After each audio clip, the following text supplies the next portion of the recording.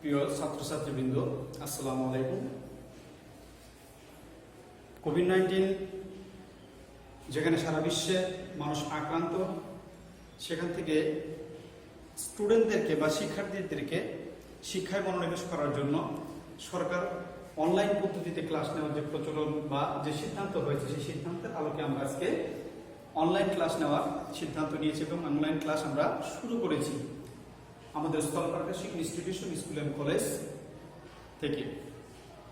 আমি মোহাম্মদ আতিকুল ইসলাম, প্রভাষক, ব্যবসা সংগঠন ও ব্যবস্থাপনা। আমাদের আজকের বিষয়, আমরা ব্যবসা সংগঠন ও ব্যবস্থাপনার প্রথম অধ্যায়ে আমরা কিছু বিষয় নিয়ে কথা বলবো। তার মধ্যে আছে হলো ব্যবসার ধারণা। আসলে ব্যবসায় কি বা ব্যবসার ধারণাটা কি? প্রাচীন যুগ থেকে মানুষ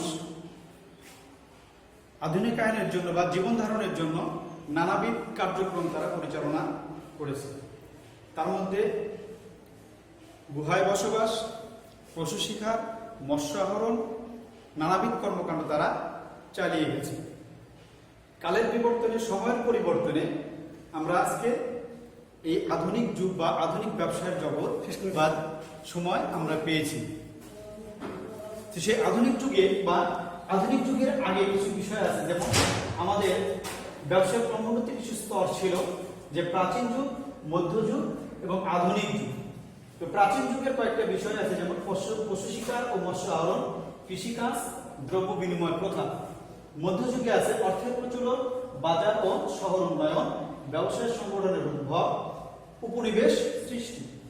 আধুনিক যুগে আছে শিল্প বিপ্লব, প্রযুক্তির উন্নয়ন, বাজারজাতকরণ ব্যবস্থাপনার আধুনিকায়ন। তো আমরা যে কথাটা প্রথমে বলেছিলাম যে ব্যবসার ধারণা কি বা ব্যবসায়টা কি, মানুষ বৈধ উপায়ে নিজের জীবনমান উন্নয়নের জন্য ঝুঁকি নিয়ে যে কাজ বা যে কর্ম করে সেটি হলো ব্যবসায়। ঝুঁকি ছাড়া ব্যবসা হবে না। মানুষ যদি নিজের প্রয়োজনে, যেমন প্রাচীন যুগে মানুষ পশু শিকার করত, মৎস্য আহরণ করত তাদের নিজের জীবিকা নির্বাহের জন্য, সেটাকে আমরা ব্যবসায় বলবো না। ধীরে কালের বিবর্তনে মানুষ, পূর্বে প্রাচীন যুগে মানুষ বসবাস করত এককভাবে, এখন আমরা বসবাস করি সমাজবদ্ধভাবে। তখন তারা এককভাবে তাদের কাজগুলো করত, মৎস্য শিকার করত, পশুপালন করত, খাবার তৈরি করত। এভাবে তারা যখন মৎস্য আহরণ বা তাদের নিজের খাবার সৃষ্টির ক্ষেত্রে যখন তারা সমস্যার সম্মুখীন হলো, তখন তারা কি দলগতভাবে বসবাস শুরু করে। দলগতভাবে যখন বসবাস শুরু করে, দলগতভাবে বসবাস থেকে মানুষ আস্তে আস্তে কৃষি, ব্যবসা এবং শিল্পের দিকে তারা অগ্রসর হতে থাকে। তো আমরা প্রথমে কথা বলছিলাম যে ব্যবসা কি, যে মানুষ লাভের জন্য বা মুনাফা লাভের আশায় যে কাজ পরিচালনা করে সেটি হলো ব্যবসায়। নিজের ব্যক্তিগত প্রয়োজনে যদি কোনো কাজ করে সেটাকে ব্যবসায় বলা যাবে না। উদাহরণস্বরূপ বলতে পারি যে আমি যদি আমার পরিবারের জন্য কিছু কাজ করি, ঘুম থেকে উঠে আমাদের বাজার করা, পরিবারের কাজ করা, এগুলো আমাদের ব্যবসার মধ্যে পড়ে না, কারণ এগুলো আমার ব্যক্তিগত বা আমার পরিবারের জন্য করছি। যখন আমি এটাকে ব্যবসার উদ্দেশ্যে নেব, যেমন পণ্য ক্রয় বা বিক্রয়, এক্ষেত্রে এটাকে ব্যবসায় বলা যাবে, যেহেতু এটার ভিতরে ঝুঁকি বা অনিশ্চয়তা বিদ্যমান আছে। যেমন বিবি ঘোষ একটা কথা বলেছেন যে ক্রয় ও বিক্রয়ের মাধ্যমে সম্পদ উদ্ভাবন ও বাজারজাতকরণের বৈধ সকল কার্যাবলী কি? ব্যবসা। তো আমরা ব্যবসার সেই প্রাচীন যুগ নিয়ে কথা বলবো আজকে, যে প্রাচীন যুগে মানুষ কি করত। যে কথাগুলো আমি পূর্বে বলেছি, যে প্রাচীন যুগে মানুষ মৎস্য আহরণ করত, পশু শিকার করত, তারা এভাবে জীবিকা নির্বাহ করত। আর কৃষিকাজ, পশু শিকার ও মৎস্য আহরণের পরবর্তীতে আসে হলো কৃষিকাজ। কৃষিকাজের উৎপত্তি কিভাবে হয়? মানুষ যখন গুহায় বসবাস করত, তারা কি করত? পশু পাখি শিকার করে খেত এবং ফলমূল গাছ থেকে আহরণ করে তারা সেগুলো ভক্ষণ করত। সেই ফলমূলের যে উচ্ছিষ্ট অংশ, যেমন এর বীজ, এই বীজগুলো কি করতো? তারা গুহার বাইরে ফেলে দিত।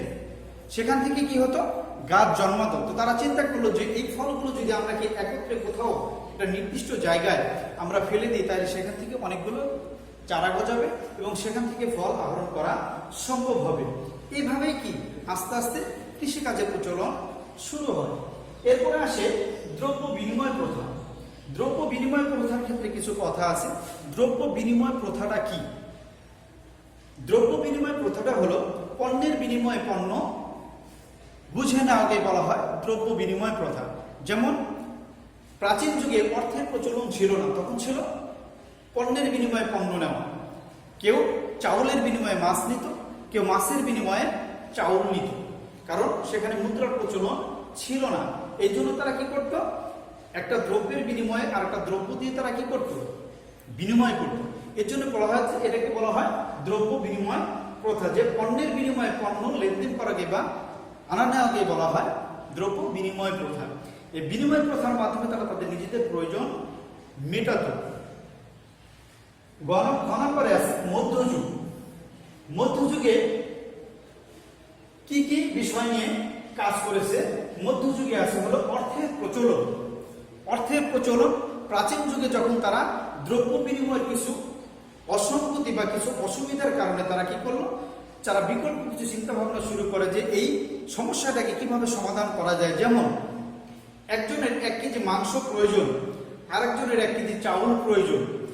1 কেজি মাংসের জন্য যেমন একটা গরুকে কেটে 1 কেজি মাংস তাকে দেওয়া অসম্ভব, আবার তার 1 কেজি মাংসের বিনিময়ে 1 কেজি চাউল নেওয়া যেমন অসম্ভব ছিল, সেই অসম্ভবকে দূরীকরণের জন্য তারা কি করলো? বিকল্প একটা পদ্ধতি নির্বাচন করলো। সেই পদ্ধতিটা হলো কি? অর্থের প্রচলন বা মুদ্রার প্রচলন। যে মুদ্রার মাধ্যমে কি করত? বিনিময় করত। আমরা যেটাকে এখন টাকার অঙ্কে আমরা সেটাকে বলি টাকা। আমাদের বিনিময়ের এখন মাধ্যম হলো টাকা। তো তখন ছিল হলো দ্রব্য বিনিময় প্রথা। এই দ্রব্য বিনিময় প্রথার অসুবিধার কারণে কালের বিবর্তনে মানুষ অর্থের প্রচলনের একটা চিন্তা ভাবনা শুরু করে, এবং সেটা তখন শুরু হয় কিছু মূল্যবান পাথর দিয়ে। প্রাচীন যুগে